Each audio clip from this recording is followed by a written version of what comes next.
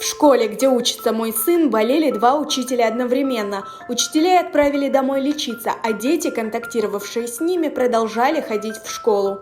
Учительница в школе заболела. Она контактировала с детьми. Дети переносят это домой. Вы в своем уме? Мои коллеги, которые не снимали маски, очень тяжело болеют.